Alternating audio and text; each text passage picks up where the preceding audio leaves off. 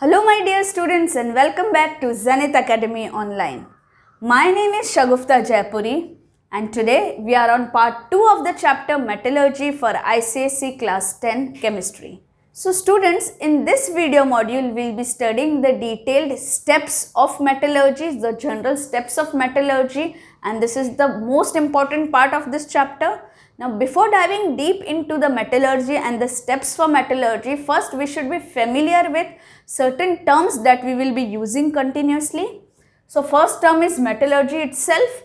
It is the large scale process involved in the extraction of pure metals from their respective ores. So extraction of metals from their ores and all the steps which are there in extraction of metals from the ore till purification of metal on a large scale is known as metallurgy. Then mineral. The compounds of various metals found in nature along with the earthy impurities is known as minerals. For example, iron. Iron metal is not found in nature in native state or free state. It is always found in combined state. Okay. So there are many compounds of iron which are found in nature. So all of these compounds which are found in nature which can be extracted from the earth is known as mineral. Then what is ore? We often talk about ore. So ore is nothing but it is also naturally occurring mineral itself. Okay, but it is that mineral from which metal can be extracted profitably and conveniently. So ore is nothing but mineral itself. But which mineral? Suppose there are 5 minerals of iron. Okay, so out of these 5, which one should I choose so that my extraction is convenient and it is also profitable? It is giving me money. It is cheaper. Okay, so that particular mineral which I choose becomes the ore of that metal. That is, this ore is that mineral of the metal from which metal can be extracted profitably and conveniently. So we can also say that all the ores are minerals. Okay, so if I say there are 2 ores of iron, then both the ores are obviously minerals. But are all minerals the ores? No. Few minerals are there from which metal cannot be extracted profitably. So it cannot be the ore. So we can say all the ores are minerals, whereas all minerals are not ores. Now this matrix is also known as gangue. Gangue. Okay. So what is this gangue or matrix? It is the rocky impurities which include silica, mud, etc. So all the impurities which we need to remove is known as gangue. Now flux. Flux is the substance which is added to the ore. Okay, it is added to the ore. Why it is added to the ore? To get rid of the matrix or to get rid of the gangue. Okay, we don't want any earthy impurities, right? So we want to remove the gangue. So flux is added. Now whenever flux is added to the impurities, that is we can say gangue, okay, it forms a fusible mass, fusible compound called as slag. Now this slag can be easily removed. Okay, so flux is that substances which is added to the ore to get rid of the matrix or gangue, resulting in the formation of fusible compound called slag. So if I add flux to the impurities in the ore, okay, then the impurities will react with flux and form a fusible mass known as slag, which can be easily removed from the metal. The next term is smelting. It is the process of reduction of the roasted oxide ore. So whenever the ore is in the form of oxide, okay, we have to reduce it. So the process of reduction of the roasted oxide ore, I will tell you what is roasted when we go ahead. So basically it is the process of reduction of the oxide ore to the metal in the molten state. Okay. Now this includes removal of rocky impurities associated with the ore, that is the removal of gangue. Okay. So what is smelting? It is the process of reduction of the oxide ore. Now all of us know that how do metal occur in 2 forms, either in the native state or in the combined state. If it is in the native state, we only have to purify the metal, but if it is in the combined state, we have to follow a lot of procedure to get purified metal. Okay, so in metallurgy we'll be talking about how to extract metal from the combined state. So here comes the most important part, that is the steps in metallurgy. Okay, so there are basically 4 steps in metallurgy. So in extracting any of the metal from its ore, we have to follow all these 4 steps. First is concentration of the ore, we concentrate the ore, then oxidation, the next is reduction, and then refining. So learn the 4 names: concentration of the ore, oxidation, reduction and refining. So we'll be talking in detail about all 4 of the steps. So let's talk about step 1, that is concentration of the ore. This is also known as dressing of the ore. Okay, why dressing of the ore? Because we are removing the impurities like mud, silica, etc. by using physical methods, and this step is followed to remove the impurities. Now let us see what is concentration of ore or dressing of ore. So there are different methods for dressing of ore or concentration of ore depending on the nature of the ore and the impurities. Okay, so first is magnetic separation. As the name suggests, magnetic, it has to do something with the magnetic properties. Okay, so magnetic separation is the process of separating components of mixture by using magnets to attract magnetic materials. The process that is used for magnetic separation deattaches non-magnetic material with those that are magnetic. So they are used to separate magnetic and non-magnetic things. Okay, so here you can see a conveyor belt and there are 2 rollers. Now the first roller is the normal roller and the second one is magnetic roller.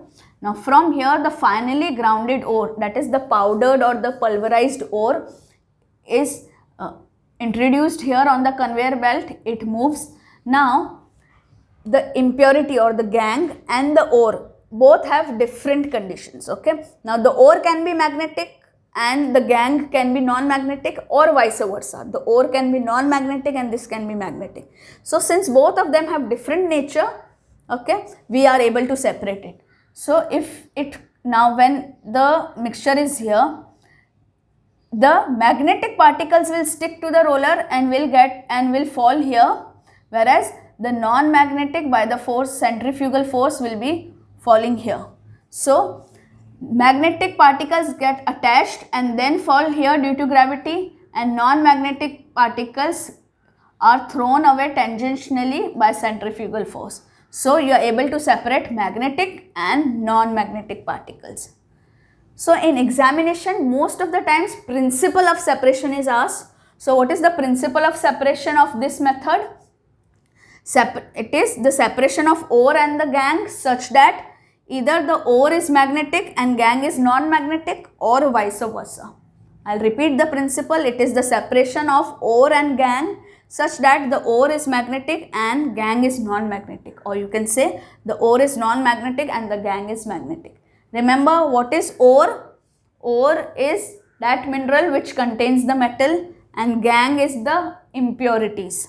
Okay, so you have to remove the impurities. So here you have chosen a non-magnetic impurity. Okay. Now the next process is froth flotation method. The name suggests there is some froth, okay, some froth foam which will be floating. Now when is it used, or what is the principle? It is the separation of ore and gangue by preferential wetting. Okay, and it is used in which type of ores? Sulfide ores. Okay, always remember froth flotation method is used in sulfide ores. Okay, now what happens here is you take a vessel, okay, put powdered sulfide ore particles. Okay, we have the ore and I told you which ore is used, sulfide ores. So sulfide ore particles are kept in this vessel, then water is poured, then few drops of pine oil or any type of oil is dropped.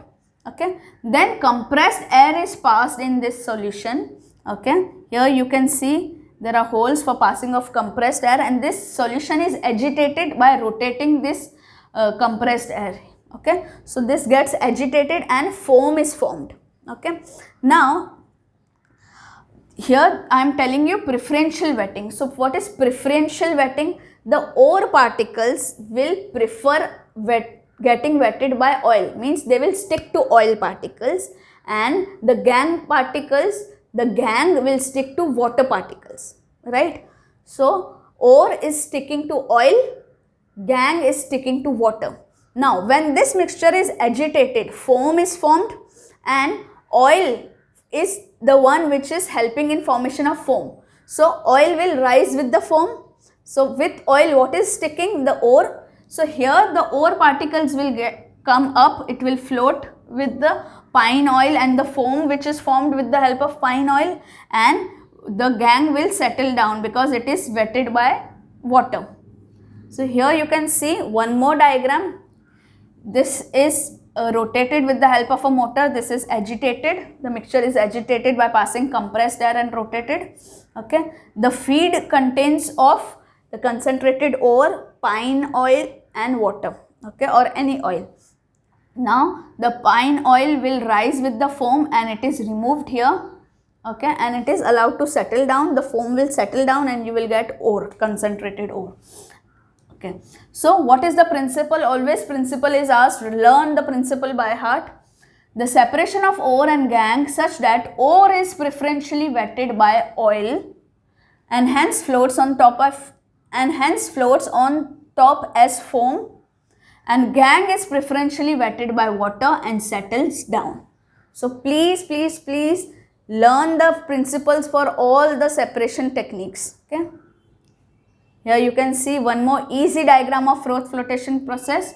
Air, compressed air is there. Okay, ore plus water plus any suitable oil is there. The froth will contain the mineral, okay, the ore, and the gangue can be removed as it is settling down. Now the next method for concentration of ore is hydrolytic method. Okay, as the name suggests, it is hydro, that is, it is related with water. So here you can see a platform which is having wedges, okay, grooves like this, and water is pumped, okay, a jet of water is pumped here, and from here the ore is falling down, the powdered ore is falling down.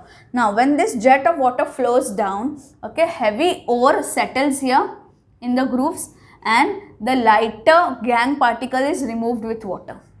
So what is the principle here? Separation of ore and gangue due to difference in density of particles. So this is the main principle. What is the difference here? In the density of particles.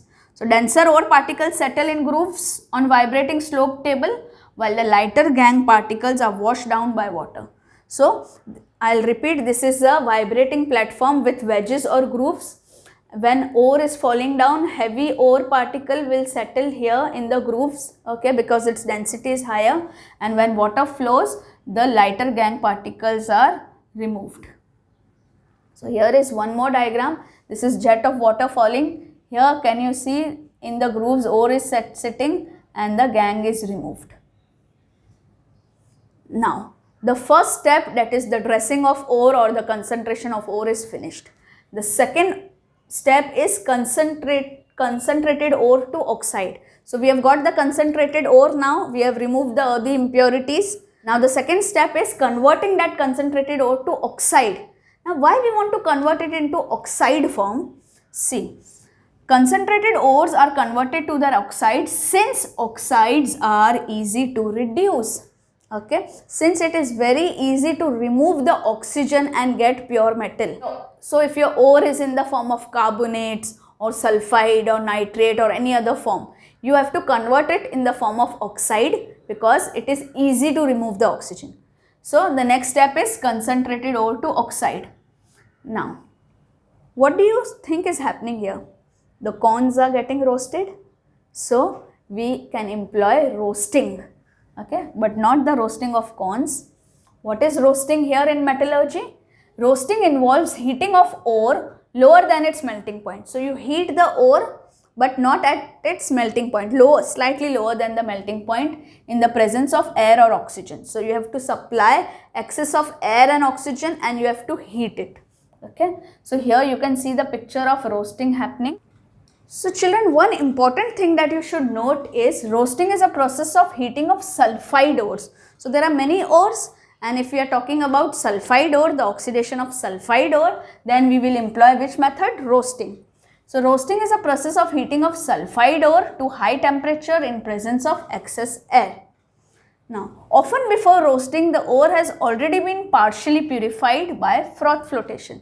So if you remember in our step number 1, that is concentration of ore, which method we used for sulfide ores? Froth flotation. Now, the step 2 for sulfide ores is roasting. Okay. So what is roasting? I'll repeat, it is heating of the ore in presence of excess of air just below its melting point. Okay.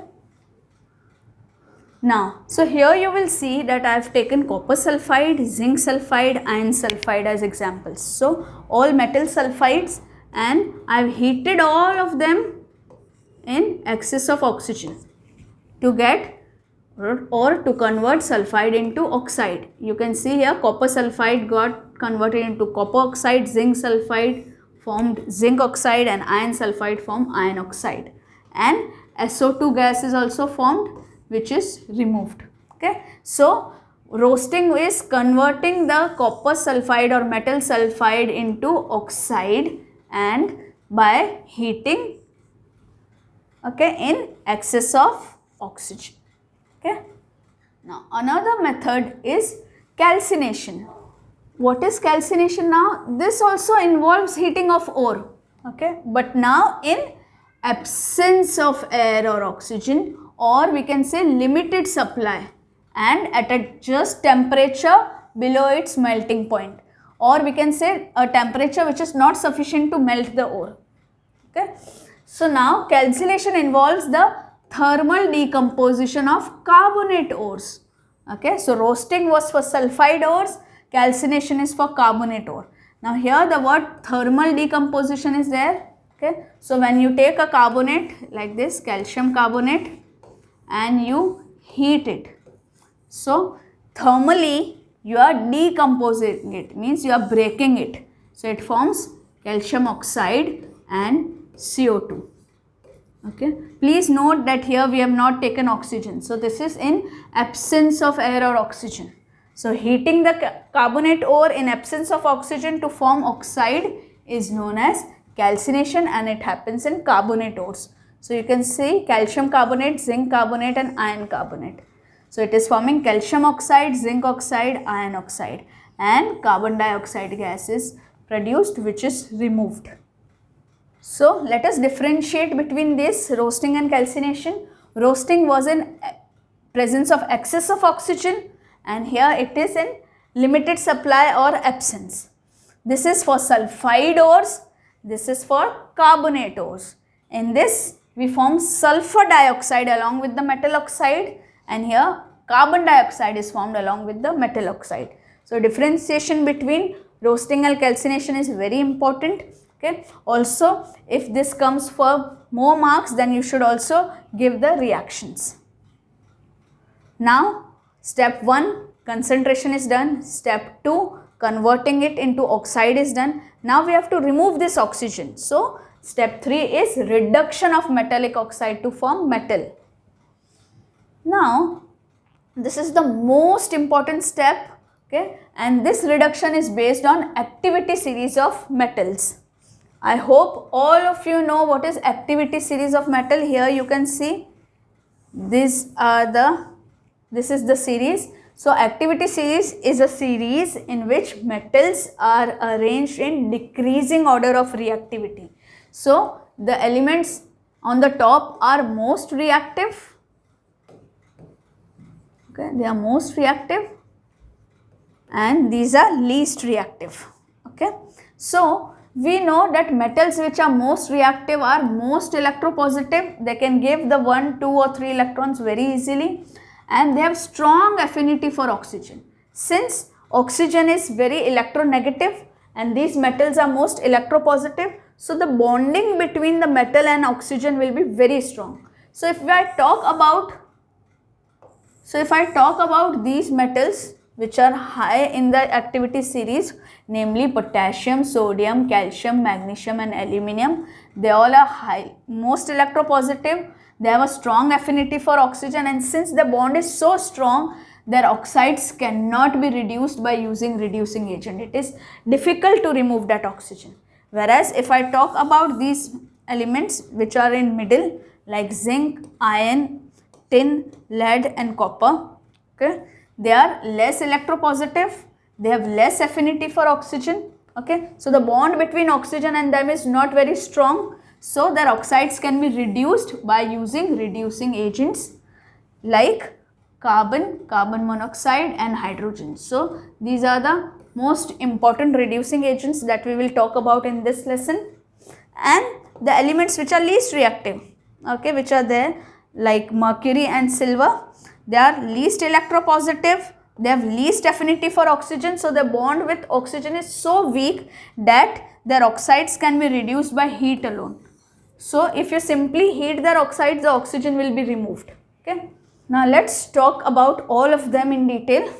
So starting with the elements or the metals which are there lower in the activity series. So we know these are least electropositive, least affinity for oxygen, and their oxides can be reduced by heat alone. So here I have taken this mercury oxide and silver oxide and I have heated them. So thermal decomposition will take place, okay. They will break down to form mercury and silver, and oxygen will be removed. So we have got metals now, okay. So from the oxide we have reduced it to metal. So this reduction is by thermal decomposition.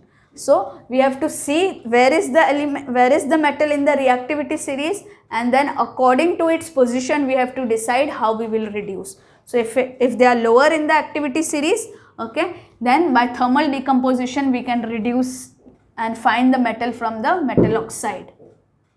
Now talking about these elements which are in the middle, okay, we know they are less electropositive, they have less affinity for oxygen, and their oxides can be reduced by using reducing agents. So here you can see copper oxide, okay. So in all the three examples I have taken copper oxide and I have taken different reducing agents like carbon monoxide, carbon and hydrogen, okay. So when this reaction is happening, what you can see, this oxygen is reacting with CO and forming CO2 and we get copper metal, okay. Again here since there is only carbon or charcoal, we get copper metal and carbon monoxide.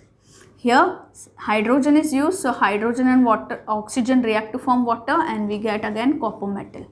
So we can use any of the reducing agents here to get metal from the metal oxide, okay. Now I have taken different other examples, Fe2O3, FeO, zinc oxide and lead oxide, okay. I have taken different reducing agents and you see that we get metal in all the cases, okay. So whenever I am talking about zinc, iron, tin, lead and copper, you will have to use reducing agents. So how will you reduce it? By chemical method using reducing agents, okay. So you can use carbon monoxide or carbon. When you use carbon monoxide, mostly you will form carbon dioxide, and when you use carbon you will get carbon monoxide, okay. So this carbon dioxide and carbon monoxide are removed because they are oxides which are in the vapor form, and you get pure molten metal. Now talking about the elements which are higher in the reactivity series, we know they are most electropositive, they have strong affinity for oxygen, as their bond with oxygen is so strong that it is very difficult to break that bond even using reducing agents. So here we will employ the method of electrolytic reduction, okay. So that is by electrolysis of the fused salts. What are fused salts? The salts here we are talking about is oxide. So when it is in the fused state or molten state, then we can do electrolysis, okay. Magnesium oxide, okay, is the metal oxide. Now when I pass electric current through it, okay, in an electrolytic cell, I use this as an electrolyte and I pass electric current through it, then it will form ions, magnesium ion and oxide ion, correct. Now since we are interested in this metal, so we will be talking only about metal, we are not talking about oxide, what happens. Now since this is a cation, it will go towards cathode, okay. At cathode electrons are there, so it will accept 2 electrons and form the magnesium metal atom, okay. This is the neutral atom that has been formed, okay, and this will get deposited at cathode. So we get pure metal at cathode, okay. So by electrolyzing we will be able to remove this oxygen. Otherwise this bond, breaking of this bond was very difficult. Another example here, I have taken example of aluminum oxide. This example is dealt in part 3 in detail because we will be talking about extraction of aluminum. So here aluminum oxide will form which ions? Aluminum ions and oxide ions. Now aluminum cations will go towards cathode. It will accept electrons and form neutral aluminum atom, okay.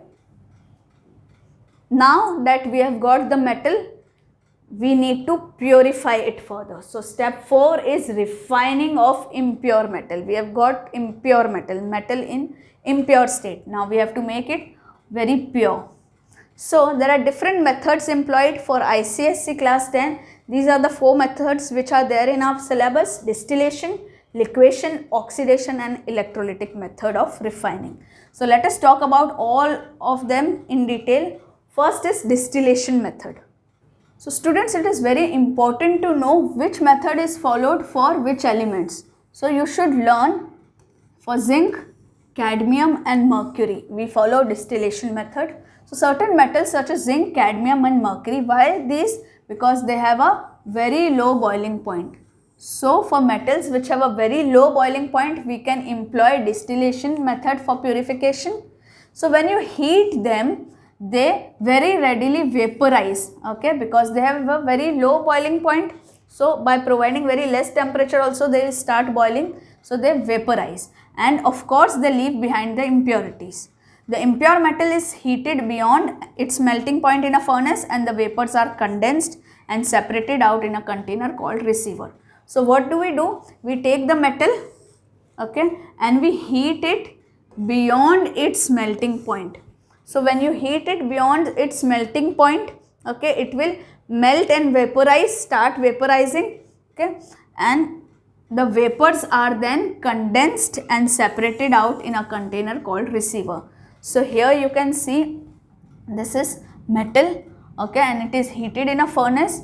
So vapors will be formed, okay, so these are the vapors that will be formed, okay, vapors will rise here. You can see water is circulated, so water is coming in and going out, and it is cooling the vapor and condensing the vapors, okay, and it can be easily separated. So which metals we can take which can vaporize readily?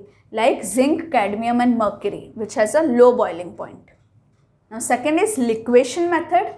In this liquefaction method, the metals with low boiling point, low melting point are refined. So metals like tin, lead, bismuth have low melting points compared to their impurities in the metal. So in this process we heat the impure metal and then we let it flow, okay. We don't vaporize it, we make them flow on a sloped surface, okay. So here you can see that there is impure metal and this is the furnace, it is heated and then it is allowed to flow, okay, on a sloping hearth, okay. So metals will flow and get collected here and the impurities will be left behind here, okay, because it is not able to flow, it is not able to melt. The impurities will remain behind and the pure metal will be collected at the bottom of the slope.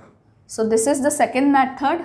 The next method is oxidation method. As the name suggests, we will oxidize the impurities and remove them in the form of their oxides. So sometimes impurities are able to get oxidized more easily than the metal itself. So impurities are such that it will be able to oxidize more readily, okay. So in this case, oxidative method is used. For example, if impurities are sulfur, carbon, silicon or phosphorus. So if the impurities are these, okay, they can get oxidized more easily than the metal itself.